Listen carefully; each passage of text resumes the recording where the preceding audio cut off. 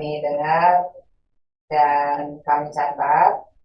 eh, Tentu di sini sudah ada anggota Badan Aspirasi yang hadir.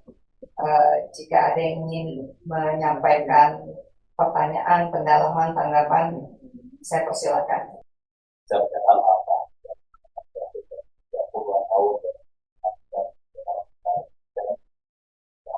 Sekian banyak pimpinan mungkin melahirkan sekian banyak pejabat, tapi Bapak Ibu seperti hanya yang disampaikan tadi masih memiliki atau mengalami nasib yang eh, perlu kita perhatikan bersama-sama. Yang kedua, tentu apresiasi yang tingginya Bapak Ibu dalam melakukan proses dan sekaligus juga melakukan ikhtiar kepada badan yang kompeten DPR RI dalam hal itu KAM itu satu pengorbanan yang luar biasa, waktu, biaya, tenaga yang telah Bapak Ibu curahkan untuk mengumpulkan teman-teman Bapak Ibu dan seluruh perwakilan Indonesia. Yang ketiga, ya kami di KAM dan aspirasi masyarakat tentu sudah bisa memahami apa yang Bapak dan Ibu sampaikan tadi, utamanya implikasi dari keluarnya keputusan Menpan RB nomor 16 tahun 2005 tentang P3K paruh waktu, ya, itu tidak sesuai dengan ekspektasi Bapak Ibu sekalian yang sebelumnya berharap agar P3K ini mendapatkan hak-hak yang layak, ya, sebagai pendidik yang sudah cukup lama mengabdikan dalam dunia pendidikan di Indonesia. Tentu kami, saya pribadi bersama teman-teman di BAM ini setelah mendengarkan apa yang Bapak Ibu sampaikan, memang kaji dan sebagaimana posisi di BAM ini, dan tentu saja menyampaikan, melaporkan pimpinan RI nanti kepada pimpinan Dewan untuk segera dilakukan langkah-langkah yang cepat sehingga bapak-bapak, ibu-ibu sekalian tidak terlampau lama bisa mendapatkan apa yang Bapak Ibu sampaikan 5 atau 4 tuntutan tadi.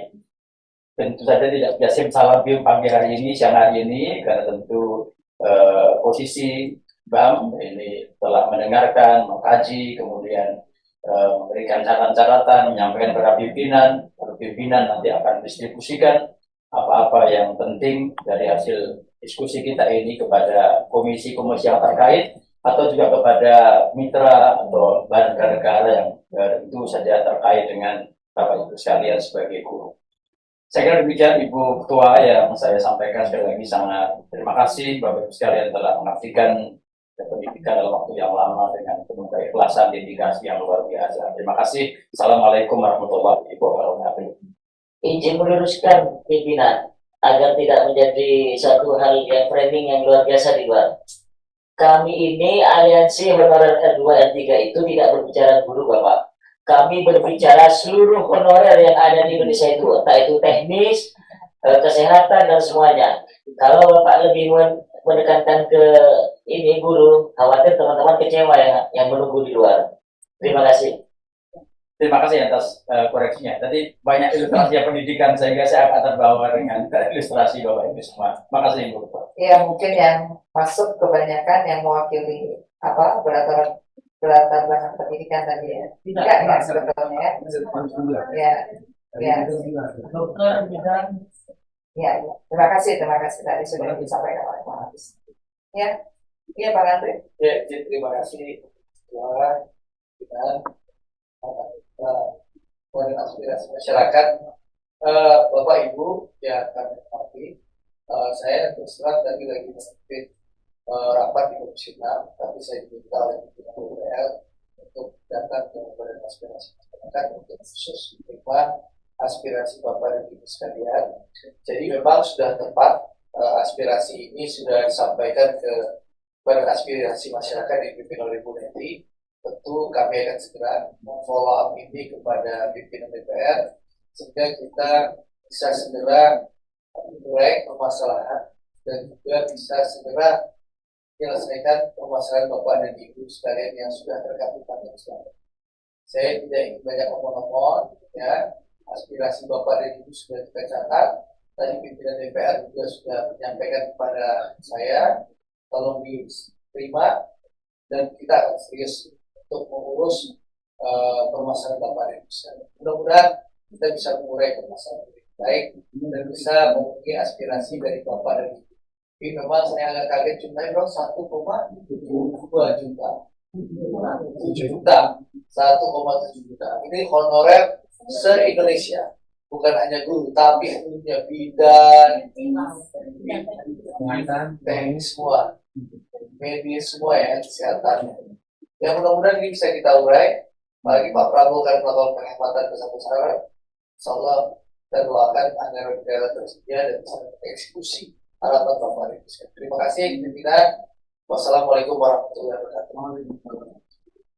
Terima kasih Bang Andre dari Boelan. Ya, terima kasih pimpinan. Assalamualaikum warahmatullahi wabarakatuh. Selamat pagi menjelang siang, pimpinan yang kami hormati bersama dengan teman-teman anggota BAM, juga dari Aliansi Honorer Indonesia, sebagai keputusan ya dari tiap-tiap daerah yang ada di ruangan BAM ini.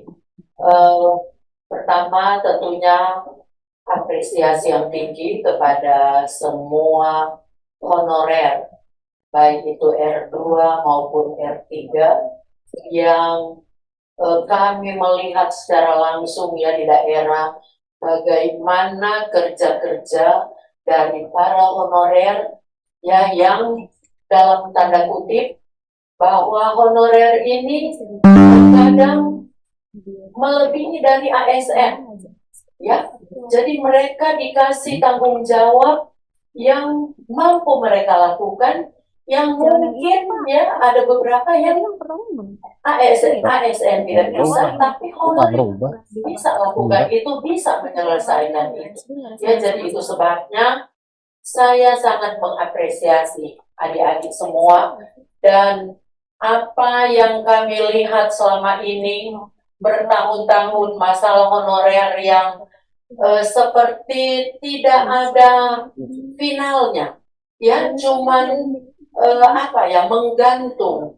Nah tentunya pada kesempatan ini saya mengusulkan ya bersama dengan teman-teman semua, mengusulkan kepada pimpinan untuk dapat mendorong apa yang menjadi tuntutan dari Aliansi Honorer Indonesia untuk benar-benar dapat memperjuangkan hak mereka, mendapatkan formasi yang sesuai, dan juga tentunya akan diangkat menjadi honorer full, ya honorer penuh.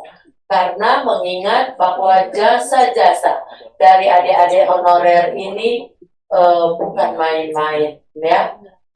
Karena honorer ini ada tentunya beberapa kategori yang berbeda. Ya ada yang memang honorer tapi yang baru mengabdi setahun, 2 tahun, ya. Tapi yang sudah mengabdi seperti yang disampaikan tadi di atas 10 tahun sampai dengan 20 tahun, ini tentunya bisa menjadi satu prioritas ya dari Kemenpen dalam hal ini. Tentunya yang paling punya kewenangan penuh adalah oleh Bapak Presiden Prabowo untuk memberikan perhatian yang full bagi honorer yang sudah mengabdi ya puluhan tahun di setiap daerahnya. Jadi ini yang menjadi pendorong bagi kami ya untuk kiranya pimpinan dapat bersama-sama dengan kami anggota yang ada untuk menyampaikan kepada pimpinan DPR ya, sehingga rekomendasi yang akan dikeluarkan benar-benar akan berpihak kepada honorer yang sudah mengabdi cukup lama Demikian, terima kasih. Wassalamualaikum warahmatullahi wabarakatuh. Kami kembalikan kepada pimpinan. Pak Obot, ada yang disampaikan? Bismillahirrahmanirrahim. Assalamualaikum warahmatullahi wabarakatuh. Salam sejahtera untuk kita sekalian. Makasih pimpinan dan rekan-rekan sahabat-sahabat sekalian dari aliansi honorer R2 dan R3 Indonesia. Tadi saya dengar semangat perjuangan dari rekan-rekan sekalian dari Surabaya, dari Aceh sana, kemudian dari Makassar, itu bukan perjuangan yang gampang. Jadi secara umum saya lihat memang dari awal persoalan. Satu persoalan seolah ada kasta. Padahal saya yakin pekerjaan tidak lebih berat kalau disampaikan oleh dan seolah ada kasta lebih tinggi dengan tanggung jawab yang berbeda. Ini sejak zaman SBY setahu saya persoalan itu tidak selesai-selesai. Zaman SBY dulu guru formal dan yang lain-lain, kemudian zaman Jokowi, dan mudah-mudahan dalam Pak Prabowo ini kerja keras kita bersama di pimpinan apa yang harus kita lakukan mesti koordinasi.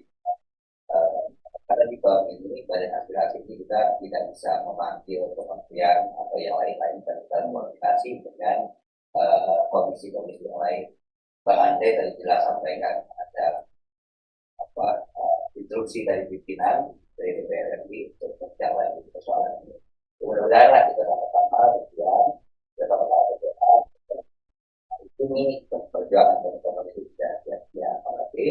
Saya berkata, wassalamualaikum warahmatullahi wabarakatuh. Terakhir dari meja pimpinan ada Bu Isyarat. Terima kasih pimpinan. Bismillahirrahmanirrahim. Assalamualaikum warahmatullahi wabarakatuh. Yang kami hormati pimpinan setelah bercabang dan rekan-rekan dari aliansi DPP 3 Indonesia. Saya tentunya dan kami semua mendengar apa yang memang insya Allah akan kami perjuangkan bersama, berkoordinasi dengan pimpinan dan juga akan terkait masalah apa yang diharapkan oleh rekan-rekan. Kalau kita bicara R2, R3 pastinya pendidikan, kesehatan, bidang-bidang teknis lainnya ya, karena ini berkaitan dengan semua bidang teknis yang ada di baik di dinas maupun sampai ke tingkat kecamatan atau puskesmas, UPPD dan lain sebagainya. Dan saya juga di daerah berkomunikasi dengan teman-teman dari DPP 3 yang harapannya sama disampaikan oleh teman-teman DPP pada hari ini. Karena kita tahu bahwa keberadaan suatu kepemerintahan baik daerah, provinsi, dan pusat ini tidak terlepas dari kinerja teman-teman honorer semuanya. Bahkan kalau kita melihat sebenarnya walaupun paruh waktu 3 jam 4 jam, teknis di lapangan bisa 6 jam, bisa 8 jam ya, sesuai kebutuhan. Apalagi teman-teman yang memang beban kerjanya juga cukup banyak gitu loh. Sehingga tadi sesuai dengan masukan dari teman-teman, kami juga berkewajiban untuk menampung aspirasi dan menyampaikan kepada pimpinan terkait hal-hal yang diinginkan oleh teman-teman semuanya. Dan di lapangan juga saya melihat bahwa memang seolah-olah tidak ada keadilan. Teman-teman yang sudah berjuang, ada yang 10 tahun, 15 tahun, 20 tahun ketika tes, ya mohon maaf, pasti kadang-kadang tidak bisa mengikuti dengan anak-anak yang nanti baru lulus, yang fresh graduate 1-2 tahun, dan lain sebagainya. Sehingga tentunya juga nanti mungkin juga izin pimpinan akan ada masukan terkait masalah pengkajian dari pengalaman bekerja. Karena menurut saya pengalaman bekerja harus menjadi salah satu tolak ukur parameter terkait masalah kebijakan yang akan dikeluarkan oleh pemerintah. Namun pastinya kami berada di sini pastinya siap menampung dan siap menyampaikan, dan insya Allah ini akan menjadi solusi yang terbaik di era kepemimpinan Bapak Presiden Pak Prabowo, sesuai dengan tadi juga teman-teman kami berada di sini untuk bisa menjadi panjang tanganan dari teman-teman atas aspirasi yang disampaikan tadi. Itu saja, mungkin tetap semangat ya untuk membangun negeri, jangan kendor ya, karena saya yakin tentunya kalau kita bicara bukan hanya masalah legitimasi saja, tapi pastinya juga sesuatu kebaikan yang kita berikan kepada bangsa dan negara, pasti ini menjadi amaliah kebaikan bagi diri kita sendiri dan juga bagi keluarga kita. Itu saja mungkin. Terima kasih, pimpinan. Assalamualaikum warahmatullahi wabarakatuh. Terima kasih Bu Selika dan juga Ibu Bapak yang sudah menyampaikan tanggapannya buat teman-teman DPP Aliansi Honorer R2 dan R3 Indonesia. Di penghujung RDPU ini, saya ingin menyampaikan beberapa poin ya yang sudah disampaikan oleh Ibu dan Bapak pimpinan dan anggota Badan Aspirasi, termasuk beberapa hal yang memang perlu terus dilakukan. Yang pertama, saya juga ingin mengucapkan terima kasih kepada Pak Faisal dan teman-teman yang katanya jumlahnya sampai belasan ribu ya, turun ya, dan datang dari berbagai daerah, Bang. Iya, betul. Ya, sekali lagi saya menyampaikan terima kasih atas kepercayaan Ibu dan Bapak menyampaikan aspirasi ya ke Badan Aspirasi Masyarakat yang menjadi salah satu alat kelengkapan Dewan baru di DPR RI. Tentu sama dengan teman-teman yang lain, saya juga menyampaikan rasa prihatin dan juga empati atas apa yang Ibu Bapak rasakan selama ini. Karena sebetulnya Bang Andre dan juga teman-teman, di Komisi 9 juga kita pernah membentuk panja pengawasan tenaga honorer ya, P3K di bidang kesehatan. Ya, banyak sekali memang permasalahan yang disampaikan pada waktu itu.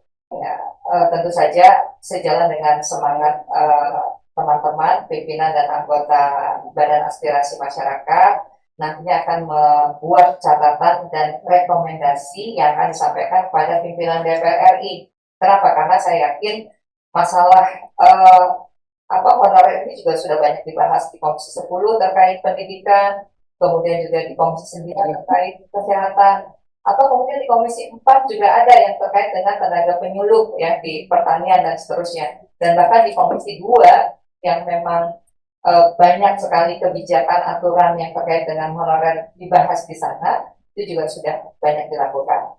Nah, oleh karena itu beberapa poin yang ingin saya catat ya dari pertemuan ini, tentu kita akan menyampaikan pada pimpinan DPR RI untuk melakukan affirmative policy ya Bang Andre. Ada sebuah kebijakan afirmasi karena bagaimanapun kalau kita bicara R2 dan R3 ini ada pengalaman bekerja yang sudah puluhan tahun, ada masa pengabdian yang sudah membuahkan ya kerja-kerja pembangunan, dan termasuk bagi mereka boleh jadi anak-anak stunting Bang Obon, Pak Obon itu juga ada di keluarga-keluarga mereka. Jadi satu sisi kita berbicara tentang stunting, boleh jadi apa yang menjadi masalah masyarakat itu juga menjadi masalah mereka. Oleh karena itu yang pertama kita tentu akan membuat kajian, kemudian rekomendasi untuk pimpinan DPR RI. Mudah-mudahan ada kebijakan afirmatif yang akan dilakukan oleh pemerintah ya melalui suara yang diaplikasi oleh DPR. Tentu ini nggak selesai hari ini, Ibu dan Bapak. Kenapa? Karena kami tidak punya kewenangan untuk memanggil mitra kerja. Ya, mitra Badan Aspirasi Masyarakat hanya unsur masyarakat termasuk Aliansi Honorer R2 R3 Indonesia. Jadi nanti kami akan menyampaikan catatan dan rekomendasi ini kepada pimpinan DPR RI agar diberikan perhatian kepada komisi yang terkait ya. Boleh jadi di sini ada komisi 2, komisi 4, komisi 6, komisi 9, komisi 10 juga ya. Itu semuanya terkait dengan permasalahan tenaga honorer ini ya.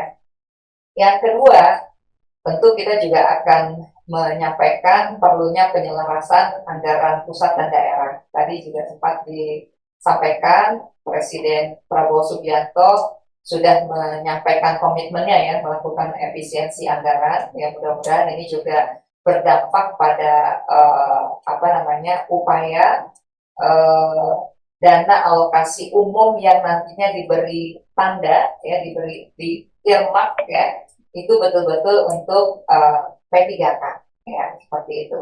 Dan yang juga tidak kalah penting adalah perbaikan sistem rekrutmen. Nampaknya ini juga menjadi catatan kita semua, ya. Kalau kemudian harus bersaing dengan yang muda-muda, tadi Pak Faisal katakan kita akan rontok ya di tengah jalan, ya. Padahal ada pengalaman pekerja yang luar biasa. Apalagi kalau bicara pengabdian P3K Pak Haris di daerah 3T, ya, yang daerahnya Bu Saadia Uluputi itu di Kepulauan harus naik boat, ya. Mungkin Bu Ellen juga tahu ya betapa perjuangan mereka. Dan terakhir tentu saja yang tidak kalah penting adalah jaminan keberlanjutan kerja ya bagi P3K yang ya seharusnya tidak ada unsur diskriminasi antara yang sudah lama mengabdi dengan yang baru yang lebih kompeten. Kenapa? Karena kita semua meyakini bahwa kerja-kerja yang dilakukan baik tadi disebutkan oleh Dr. Selika ada di kantor kecamatan, di PLUD, di puskesmas, di sekolah, di berbagai kantor pemerintah, semuanya pasti memiliki peran dan juga signifikansi yang sama bagi kemajuan negara tercinta Indonesia. Ya, sekali lagi saya menyampaikan terima kasih Ibu dan Bapak sudah menyampaikan aspirasi.